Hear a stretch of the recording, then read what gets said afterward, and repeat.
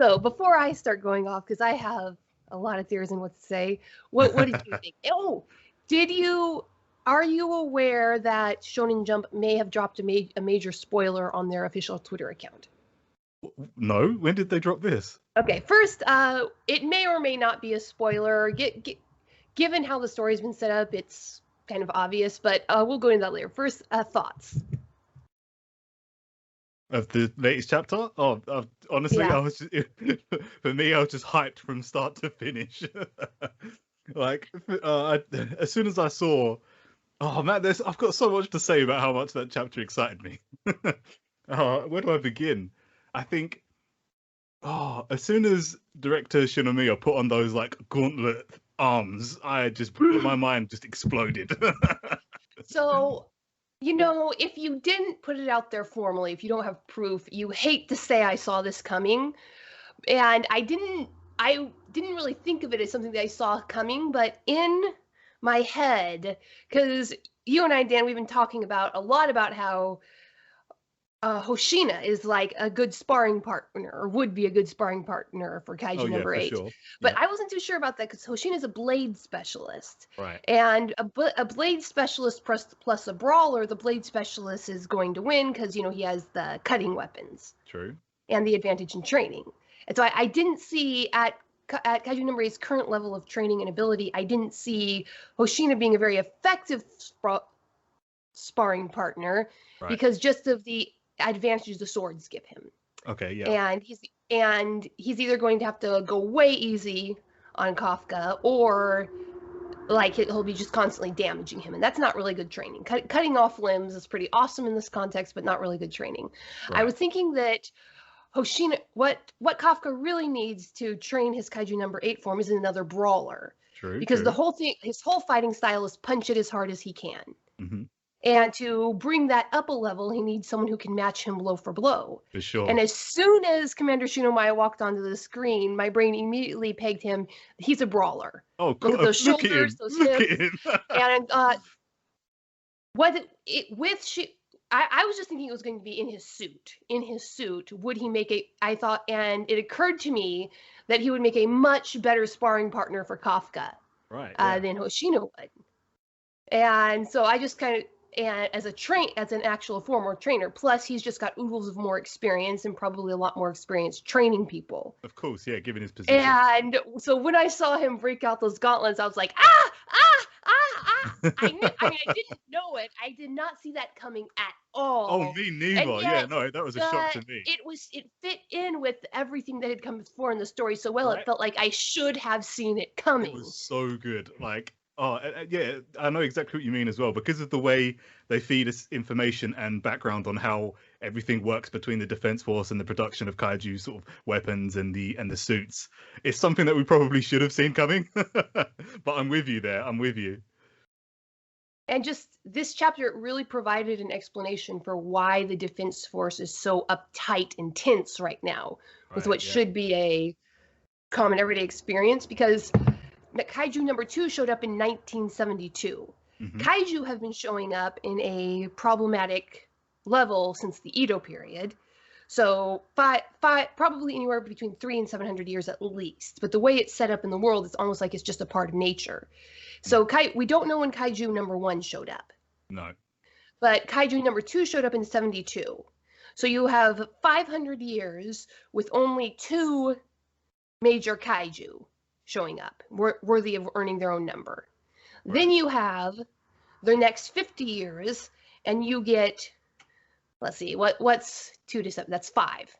So you have, and probably if you kind of if you were to track that on a graph with any other natural phenomenon, it would be 1 would have showed up, then maybe a couple decades later 2 showed up, then 1 decade later 3 shows up, then 4 shows up in 5 years, 5 shows up in 2 years, and so you get that. So I'm kind of imagining a graph of the bigger kaiju just coming exponentially faster, which is why they're so freaked out now, because now they've had essentially, I'm assuming they've had like 3 in 1 year. And therefore the conclusion from the previous chapter that there's going to be more coming faster and more at once, it makes total sense. And it's got the creator has to have somebody with a scientific background behind them. You don't get something that realistic, that detailed, written into a story in such a subtle manner. And I think There's the definitely been creators some themselves research put got into to have, this. yeah, some sort of we're not just talking they remembered their high school biology really well. Oh no, hell no. This is an understanding, because I can tell you a situation just like this in real life. So Crater Lake National Park, have you ever heard of it? No. It is the largest, clearest freshwater lake in the world. Don't listen to the Russians. It is more clear than Lake Baikal. Okay. Anyway, it has. Have you heard of the rough-skinned newt? It's the most poisonous amphibian in North America, possibly in the world. You eat it, you die. But it's for kids like me. Growing up, you play with them, and you get scolded to wash your hand. Don't lick your fingers after playing with them. But they have a super toxic poison, except for the one population that lives in Crater Lake. It's a caldera lake, completely closed off from the rest of the world. It had no native fish on discovery. It had only these little newts. Okay. And because they're really inbred and they had no native predators, they have lost their toxicity. They have 10,000 times less toxin in their bodies than newts that you'd find just a mile away on the other side of the caldera wall. Oh. And so they're a very distinct population. Okay. And in order to increase people's desire for preservation, to make the preservation of these big parks worthwhile, the policy of the parks at the first place was to introduce a lot trout to improve fishing. And the trout went really well, but you need something to feed them, so they introduced crayfish to feed the trout. And there are native legends of crayfish in the lake. So there might have been a native crayfish in the lake, but there weren't any there when the Europeans arrived, and there definitely weren't enough there to support a trout population. So Steele, the park founder, he carried up 2 buckets of crayfish in 10 buckets, all the 6,000 feet up the side of the mountain, 1,000 feet down into the caldera, and released them in the caldera. That was in like 1912. And these crayfish became the kaiju in this ecosystem, and they hunt down these defenseless newts. And because the newts have no toxins to defend themselves, they're just getting massacred. But the crayfish population wasn't a problem at first, and because of course the trout would eat the crayfish. And then of course the trout were kind of like another type of kaiju, because they're much bigger. They can't get down in the rocks after the newts, but the crayfish crawl down into the rocks. The newts swim up to avoid the crayfish, and the trout get them. Right. And it is approaching that exponential growth factor that the story is addressing here in Kaiju number 8 at Crater Lake. And so we're just frantically scrambling to find a way to save this super rare newt population from the invasive crayfish. But it wasn't a problem when I first started working there 10 years ago. There weren't enough crayfish to actually threaten extinction. But it hit that tipping point recently. We're not sure when, because we weren't watching it very closely. But now we can't poison them. The lake's too big, even if we could get approval, which we couldn't. Yeah. And we've tried trapping them out, but there's so many now. Yeah. On the other hand, we have awesome crayfish boils at the lake. But but yeah, that was just one. I'm sorry. These chapters were just so amazing, and the science behind the stressors that's causing all of the story to happen is just so amazing. I could go on forever. Anyway. So yeah, what was your impression?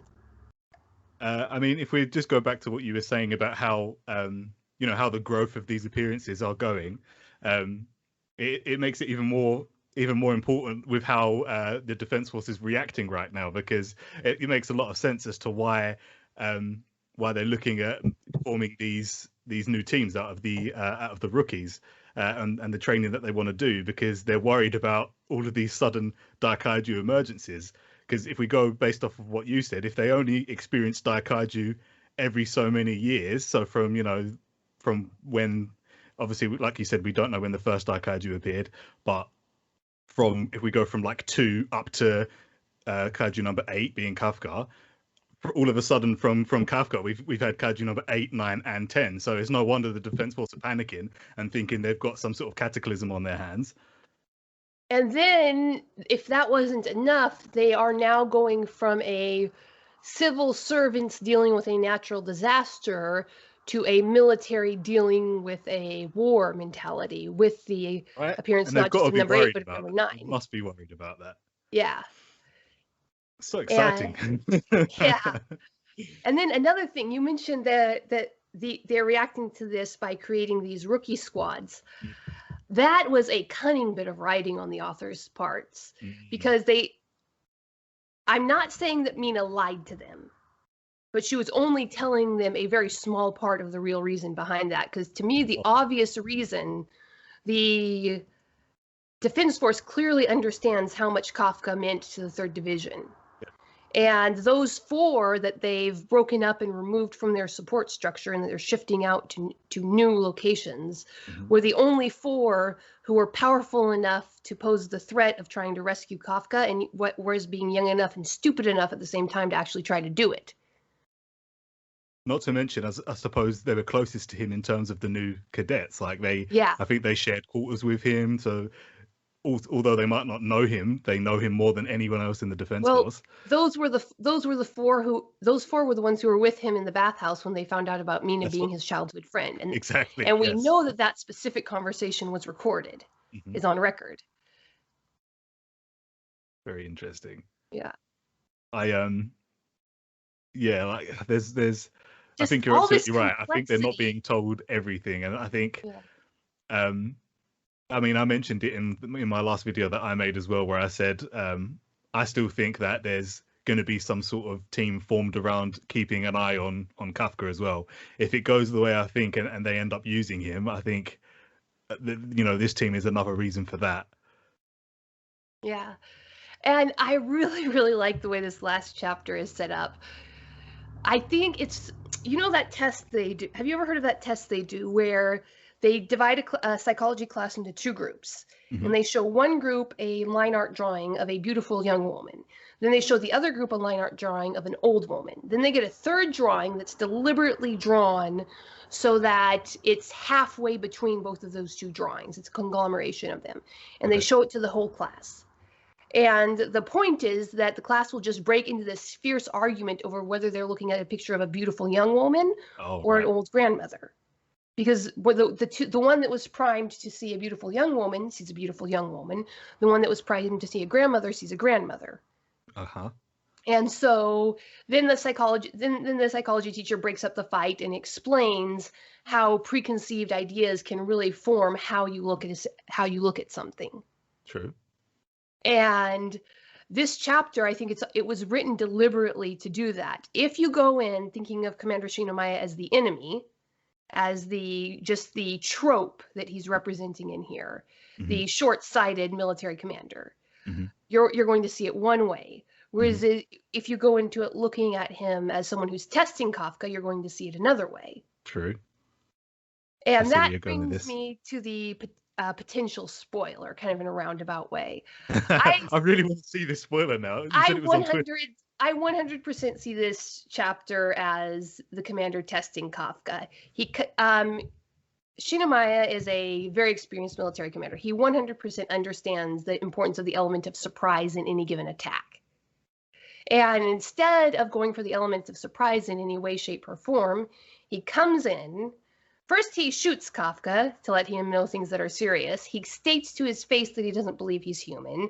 He says to his face he's going to kill him, and then he takes several minutes charging up his gauntlets to show him exactly how he's planning on killing him. It's like what I've been saying. It just feels like he's purposely trying to push him to his limits. He's trying to see what it is he can do.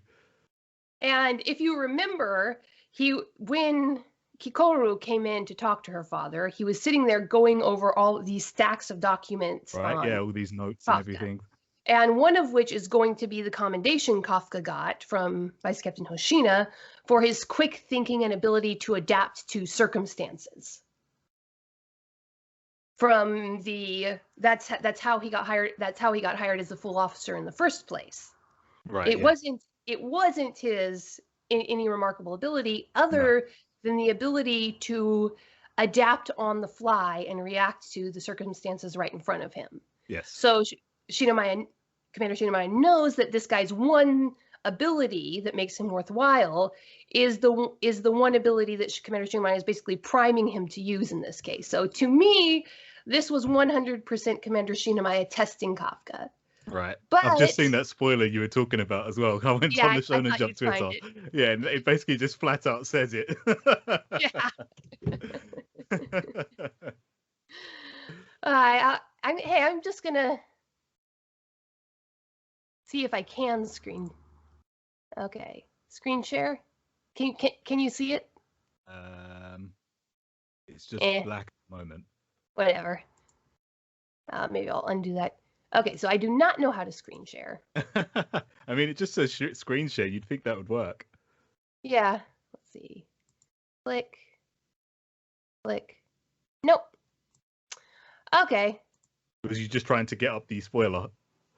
Yeah. But anyway. So clearly this is a test. Yeah. I mean, for anyone listening, Shonen Jump put out a tweet for chapter 35, and in the tweet it says Kafka undergoes the test of a lifetime, one where failure means death, and then the usual read it for free from the official source. But before that line, there was no indication really outside of theory inside the manga that said that he was undergoing a test. So that kind of just tells us what it is. And just another thing I really love about this author, where the story's going. Yeah. We've known it pretty much from chapter 1, but we have no idea how we're going to get there. So what do you think's happening chapter 35? 36, chapter 36. Oh, next chapter. The way chapter 35 ends kind of tells me that, because the way 35 went is just that Commander Shinomiya has really got him on the ropes. Clearly, Kafka's trying his best not to fully transform.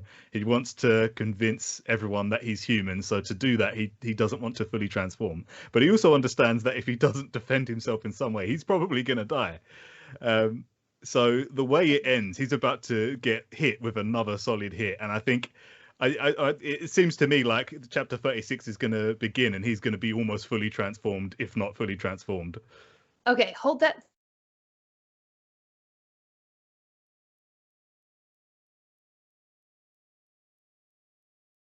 Hello?